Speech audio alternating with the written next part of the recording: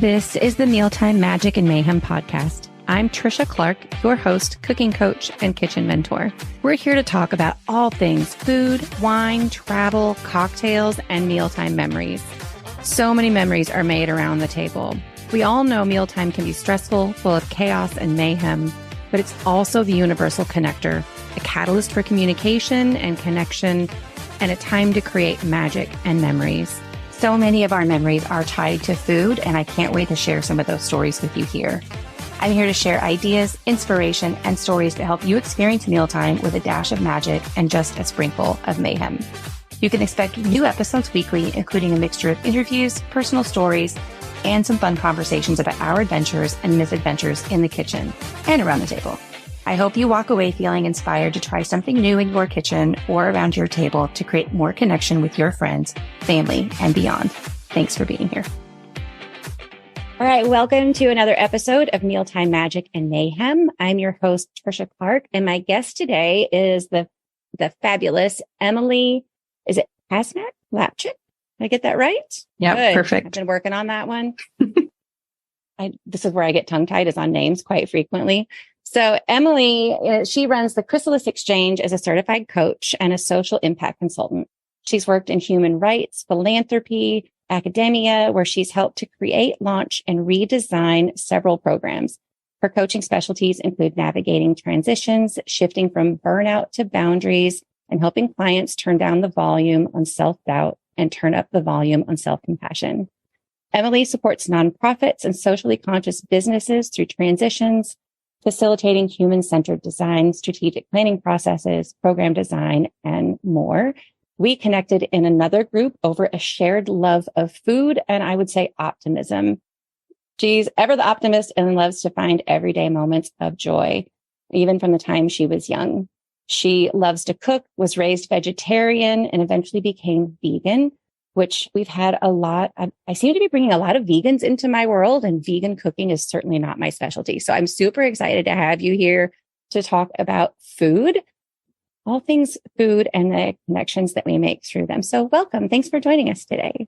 Thank you. I'm excited to be here, and food is one of my favorite things to talk about. So I was very excited to connect with you. It is definitely my love language. And I talk all the time, probably so much that people get tired of me talking about the attitude and the energy that we approach cooking our food, planning our food, cooking our food, and even bringing it to the table has everything to do with the experience that we have around the table. And so much of my business is about shifting that so that people can really connect when they get to the table and feel that love through the food instead of the angst and energy of just throwing it on the table because you've been stressed about it the whole day or in the last 5 minutes of the day. So I love finding fellow foodies. That's one of my very favorite things. But before we get started with interview questions, I love to start with a fun icebreaker question. I love to encourage people to use these around the dinner table as well. I've been known to pack these cards on girls' trips, take them out on dates. Just keeps the conversation interesting and different and not about the weather or school or work, the mundane things that we usually talk about. So your question today is, if you could only take one CD for a cross-country road trip, which would you choose?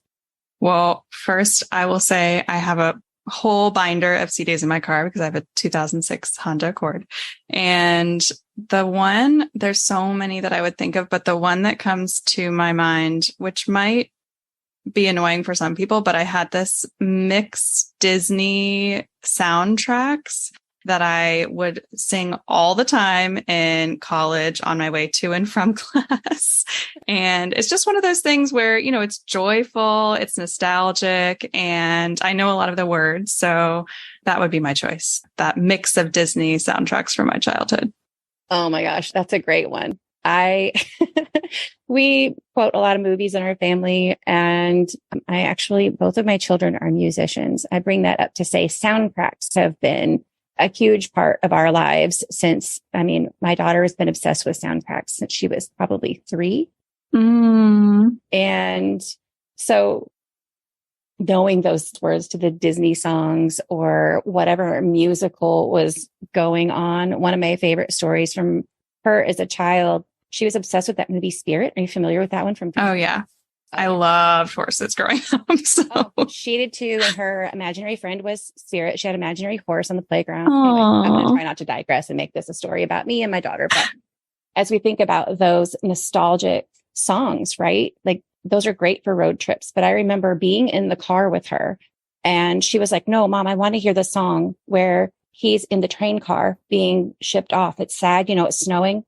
And I'm like flipping through the CD, trying to find the right song. And she was like, no, it's not that one. And she was getting so mad at me because she knew exactly where that song was supposed to be in the movie and knew exactly what, but she didn't know the name of it, couldn't tell me how to find it.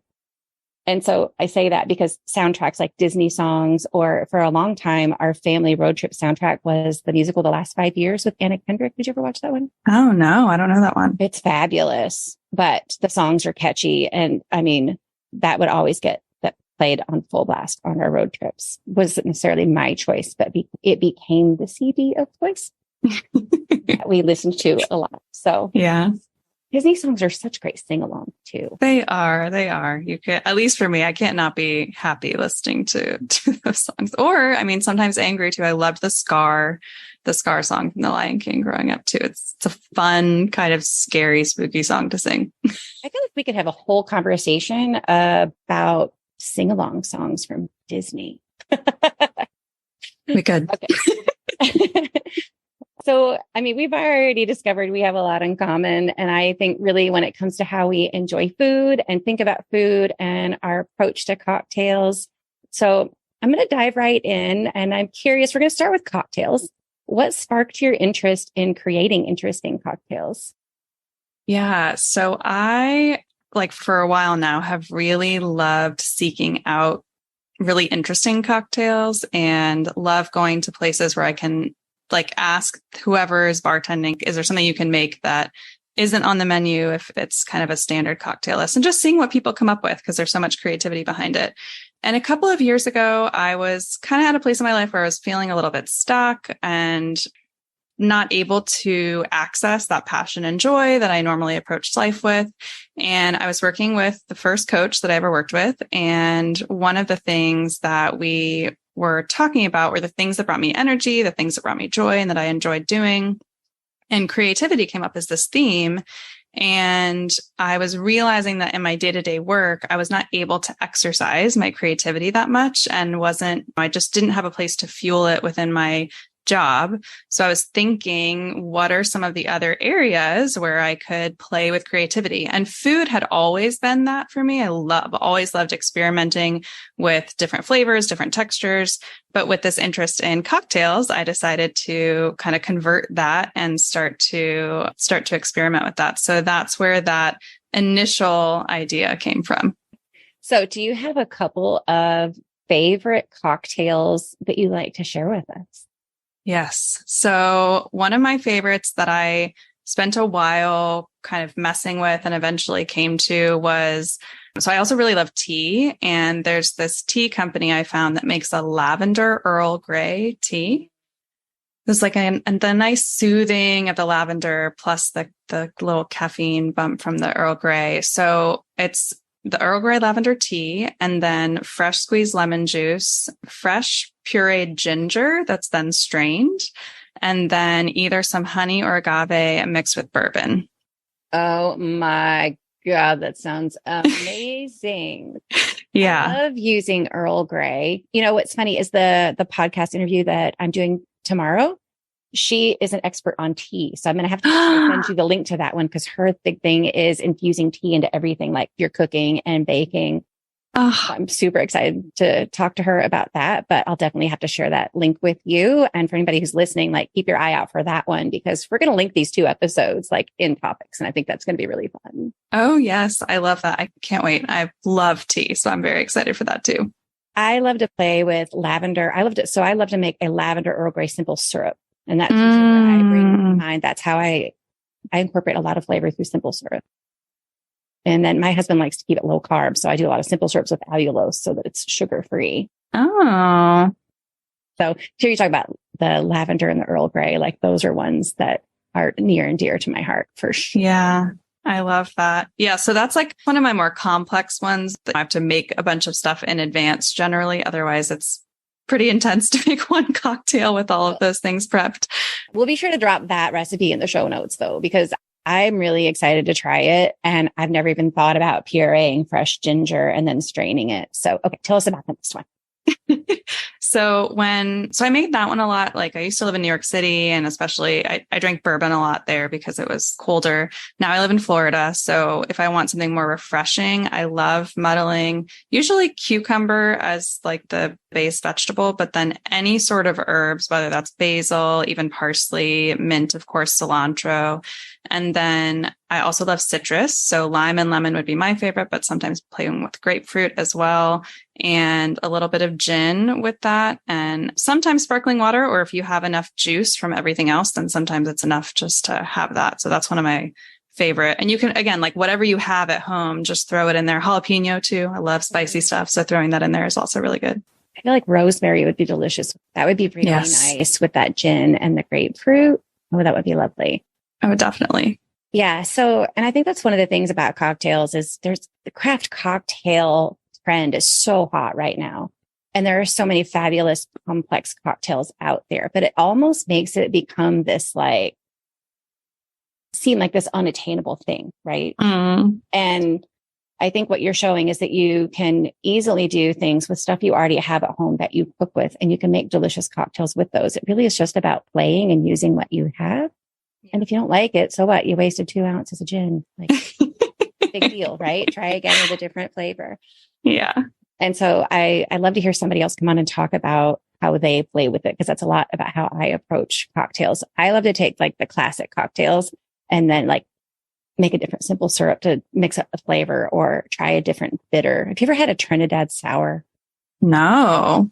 It's one of my favorites. It's bourbon. It's primarily bitters, quite honestly, like Angostura bitters. And then you add like a 1/2 ounce of bourbon and a splash of lemon juice, but it's mostly bitters. And I'll drop this recipe in the show notes too. But I was playing with it a couple weeks ago, and I named it the Roxanne because I used Peychaud's bitters and it came out bright red. And all I could think of was that song from the Police, Roxanne. Anyway, you don't turn on the red light. That's what it reminded me of. But I used cognac instead of bourbon, and I used Peychaud's bitters instead of Angostura with a little bit of orange bitters as well. Just playing around, and it was so good. I'll have to try that one. But that was one of those where I'm like, I already know a recipe, but what if I change bourbon for cognac? Yeah. Change the flavor of bitters. There's so many different bitters out there. Lavender bitters could be, I wouldn't make a whole cocktail with lavender bitters. It'd be too floral, but the world's your oyster, right? You can find all kinds of different bitter flavors out there to play with. Yeah. I have a cardamom bitters that I love too. Oh, that one's lovely. I put that in a gin and tonic the other day. It was really nice. Oh, nice. So we've talked a little bit about cocktails, but tell me a little bit about your routine if you have one, and what sets the stage for you to get in the mood or to put you in the right headspace to create in the kitchen, whether it's food or cocktails. Yeah, this really depends on the day for me. I sometimes kind of unleashing and cooking can be decompressing, and sometimes it also feels totally draining. It's just depending on how my day has gone. So sometimes it's really calming for me to follow a recipe and have everything thought through for me. And I don't have to, I don't have to think too much, and I can make slight adjustments based on a flavor preference that I have. But I can also, I heard you talk about this with another guest, go down a very deep rabbit holes in recipes trying to choose one. So some days it also just looks like building as I go. So I think about a base that I want, and then little by little, this tends to be my larger tendency, just adding things, or like opening the fridge and looking at what sauces or what we might be able to incorporate into it. And there's kind of, I think that's a nice way to decompress, where I'm not like thinking about it too much. I'm really following my intuition and trying to get into a flow, but not having to really think things through. And there's kind of a joke in our house that sometimes I'll say, I'm just going to make something simple. And then once I'm alone in the kitchen, it ends up being 4 sides to just because I also like combining things in different flavors, but being able to taste them on their own too. So yeah, it really depends on my day. And then more and more, I'm trying to come up with kind of go-to things that we can swap out a few things for, just to make it a little bit easier to get started. Sheet pan meals are great for that. I think that's one of the easiest. You can easily start, and especially if you're somebody who's used to following a recipe to a T, right? Like I know a lot of people it's like the Bible. You got to follow it step by step. And if it doesn't turn out, then they messed up somehow. And the truth is sometimes recipes are just bad recipes. Yeah. But sheet pan meals are a great place to start, I think, in terms of change out one ingredient and see what you think from a recipe you've already tried that maybe you didn't love. But I think it's really interesting to hear your approach of like, depending on how you're feeling is how you enter the kitchen and how you think about what you're going to cook. Mine is much more like I go into the kitchen, I pour myself a glass of wine and I turn on the music that I need to hear to spark my mood. So like maybe I need to chill and I turn on Frank Sinatra, or maybe I need some motivation and I turn on something like Pink, right? It just depends. That's how I sort of set the stage, and I get my ingredients out for whatever I'm planning to cook and like organize everything. That whole mise en place, which is just a fancy word for get your shit together. But that's like, that's my transition in the day. And that rarely changes. It's the music that changes. It's really interesting hearing you say that, because now that I'm thinking about it, if I know I'm going to be following a recipe, I like getting everything out, because, you know, I might just leave something out if it's not in front of me. And also the music does play a big component as well. And sometimes so my partner loves to watch sports. So sometimes I'll watch them sometimes with him, but sometimes he's in the living room, and he loves to cook too. But if we're doing our own things, then I will put on, like, whether it's a soundtrack, or I love Ella Fitzgerald. So I'll listen to Ella Fitzgerald a lot and have that, like you said, that either soothing or also that more upbeat. So yeah, I hadn't thought about that as part of my process, but it definitely is. Yeah. I find that I lean towards something more upbeat when I'm going to try something new, right? Like it's a new recipe or a new cuisine, or then I need a little bit of that right, to kind of get the creative spark going. Because I've discovered for me that following a recipe, I'll follow a recipe to a T the first time I make it and then decide what I want to change. And I find anymore, because I've been cooking so long at this point, that I'm disappointed in the results when I go back and I'm like, I should have done this way because I know that's what works, instead of following what they said. Yeah. I think it would have tasted better. And I still catch myself doing that. It's so funny, that perfectionist tendency still rears her ugly head on a regular basis. I can't pretend it ever like completely goes away. Right. Yeah. I mean, one thing I know for sure that I will always add, I like double or triple, is garlic. That's a given. And then if it has any component of spice, we usually increase the spiciness too. Cause we both, well, at least if it's just my partner and I, we, you know, make things a little bit more spicy. My husband would love for you to cook for him, because I'm a spice wimp. Medium is my max, and he could like drink hot sauce. I mean, he wants to sweat, and I'm like, no, thank you. So I always try to like scoop out a portion and be like, here, spice that up as much as you want to. Cause I can't even ask him, is that too spicy for me? Cause he can't even tell me anymore. Like, he's like, no, that's not spicy at all. And I take a bite. I'm like, oh, I'm choking. Eyes are watering. I'm like, I can't ask you anymore. I don't even know why I asked you that to begin with. Yeah. Sometimes, I mean, I like spicy, but my partner and his dad are a whole other level. And sometimes when his dad is visiting, I'll just make like a spicy salsa for them on the side that they can just add to whatever. And I intend it to be long lasting, but it's gone by whatever meal we're eating. It's gone by the end of it. All right. So we've kind of already touched on this. And well, before I move on to the next question, I just want to say to anybody who's listening, like, I hope kind of what you're picking up from this is it's not about there being one right way to do any of it. It's not one person's routine or process. It's really about experimenting and figuring out what feels good to you, what helps you get in that right headspace. Is it getting the ingredients out? Is it turning on music? Is it 5 minutes of meditation before you get started?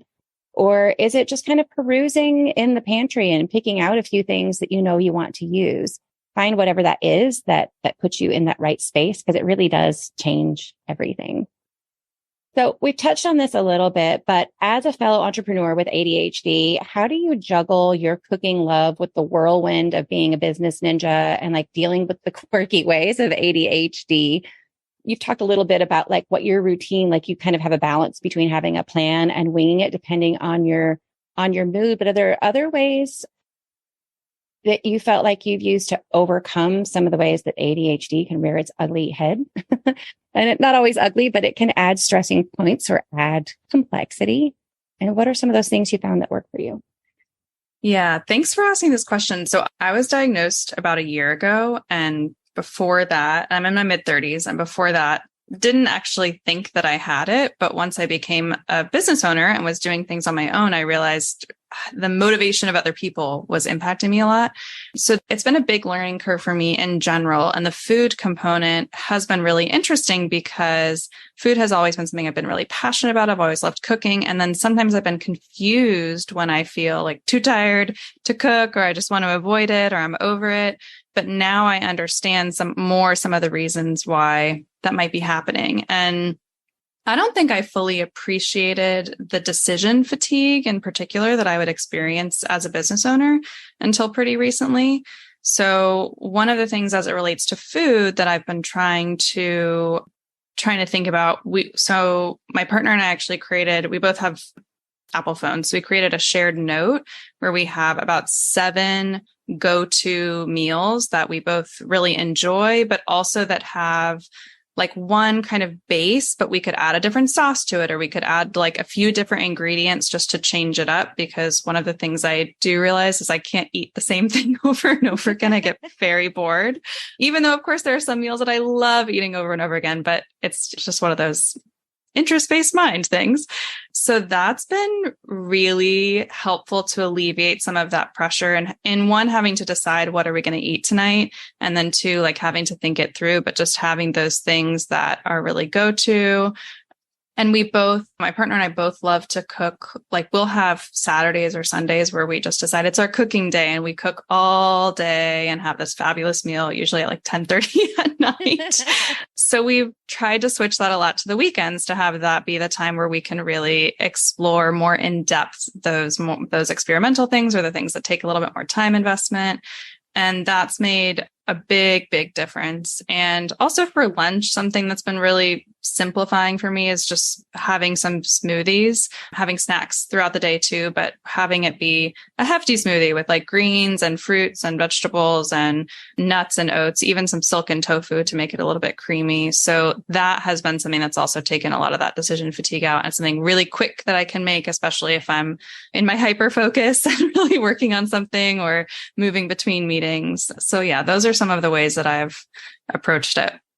I love hearing you talk about this. I honestly have suspected for, I don't know, probably 3 or 4 years that I have it, but I was actually only officially diagnosed about a month ago.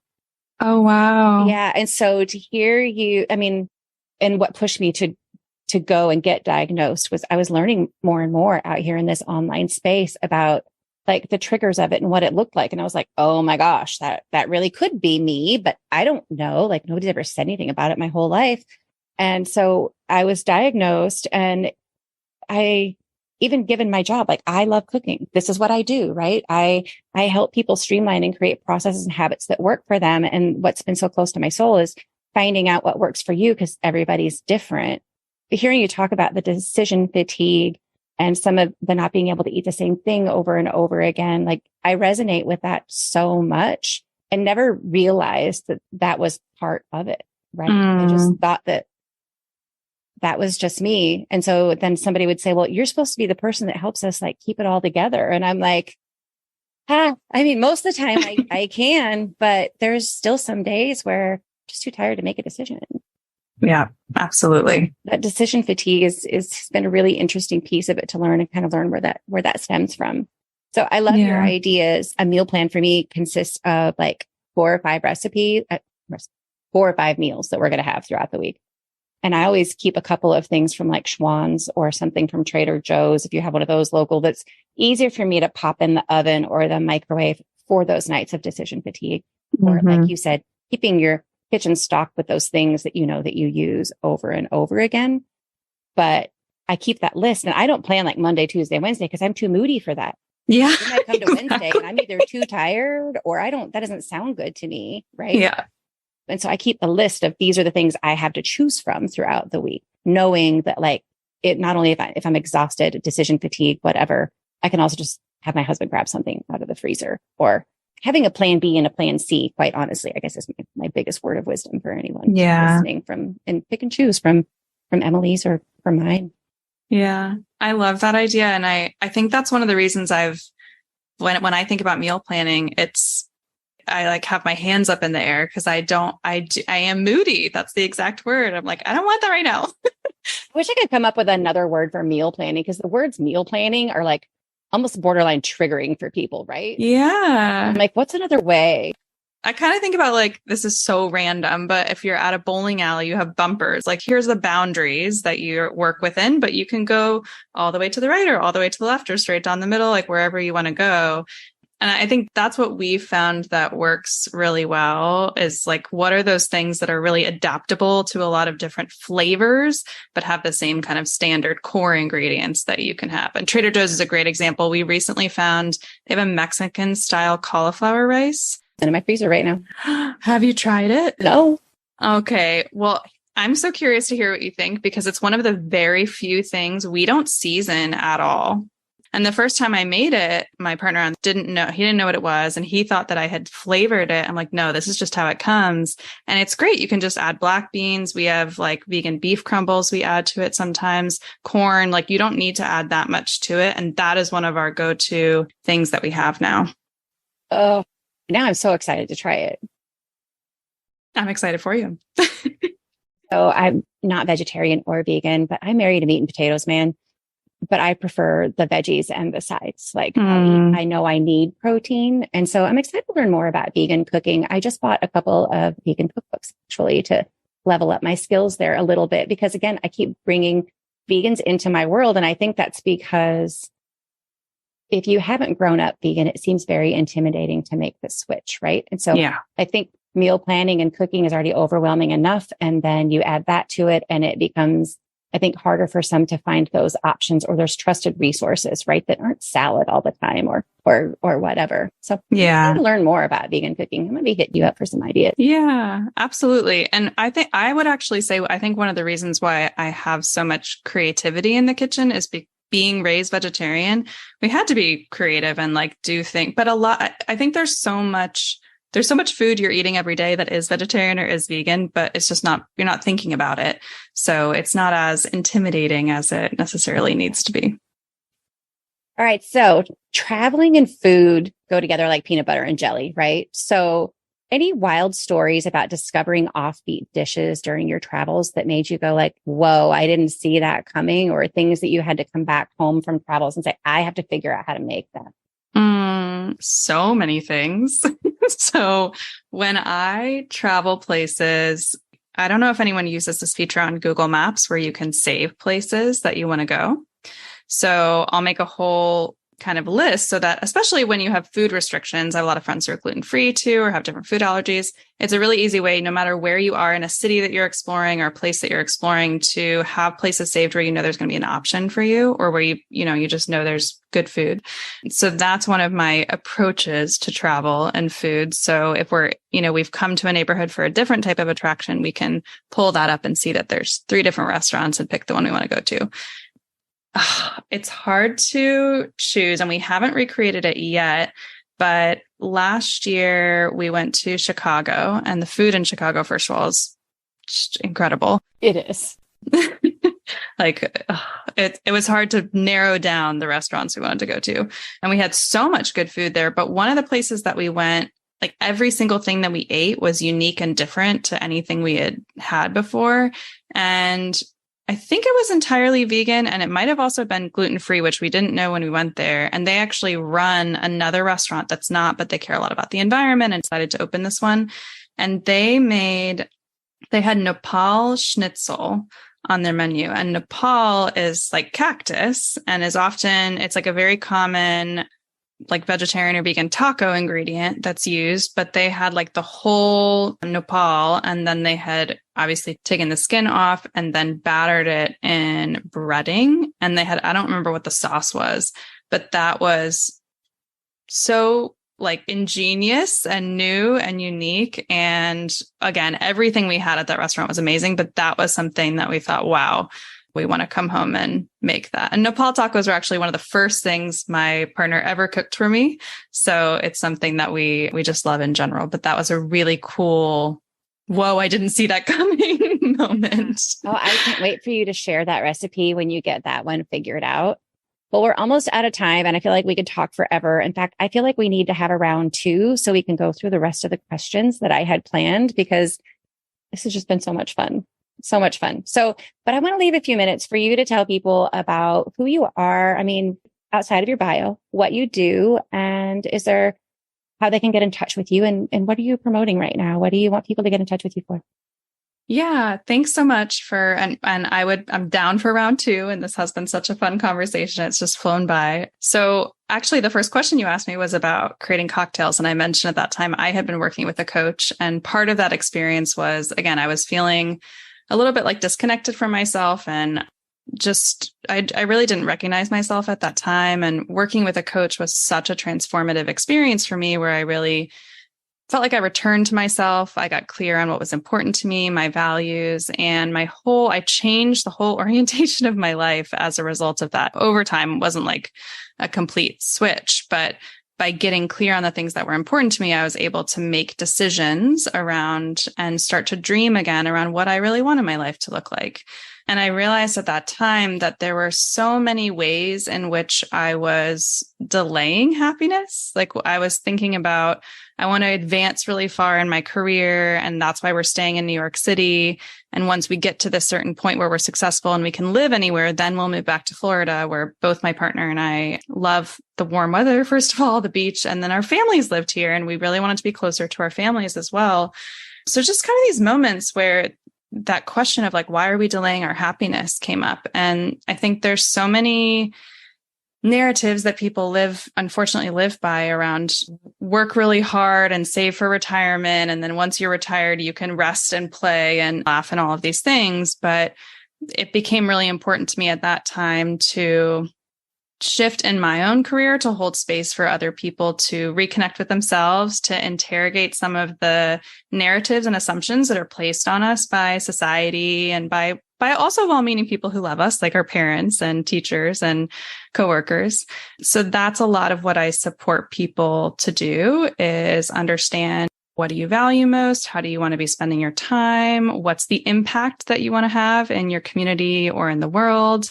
How do you also want to be taking care of yourself in that process? So working in nonprofits for a lot of my life, I spent a lot of years just burning out over and over and over again. So that's why the burnout to boundaries is also something that I work on, and now layer on ADHD, also realizing we're very prone to burnout as well.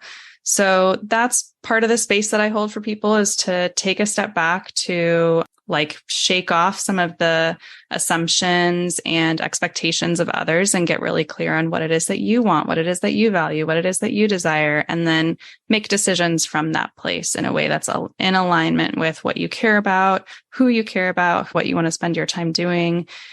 And yeah, so I do that both reasons we ended up coming together. Yes. Very similar there. Keep going. Sorry. I was like, this is why we came together. That. No, absolutely. Thank you for sharing that. And so that's absolutely why we came together. And it's a really big passion of mine to have people be able to live life on their terms. And then, once you have that vision, supporting folks to create those actionable steps to, okay, how do I get from where I am today to where I want to be in a month from now or a year from now? And even sometimes the small adjustments in our everyday simple routines, like what you're talking about, like how do we approach food and the dinner? I mean, that can create such day-to-day shifts that have really big impacts in our lives. So some of the main ways I offer coaching is for some longer term partnerships with both like 6-month coaching packages. And then there's also something I've been piloting with a few of my current clients that I'm ready to release to the world, which is a half-day visioning session where I customize some both pre-work and post-work for you, and also customize a guided visualization for you to envision where you want to be a year from now. And that's aligned. The visualization's customized to like how you want to feel, where you want to be. So we take that, it opens with that visualization practice. And then from there, there's a series of questions to just unpack, okay, in that future version of yourself, like what are the things that that person believes? What are the values that they have? What do they wake up and think about every day? And really crystallizing that. And then towards the end of that session, starting to make those 1, 3, and 6 month action plans to move towards that. So that's something, if you're not ready for a long-term relationship, can be a really powerful way just to think about and visualize your future and get to play and dream a little bit, which sometimes as adults, we stop doing because life's really busy and moves really fast, but it's important to stop and give ourselves that space and that time and that gift. I mean, that's a lot in a half day. Like that is a powerful half day. And I think that is actually really necessary because there are so many long-term coaching programs out there and they're amazing. But when you're first starting out, you don't know what you don't know. Mm-hmm. And sometimes you think you know what you want, but really getting clear on a day like that and then being able to sit with it and really feel into, does this feel right before you go down this long, expensive road of building a business? I think it's even about more than just, are you ready for a longer term? I think it's a great first step to understand, are you even on the right path?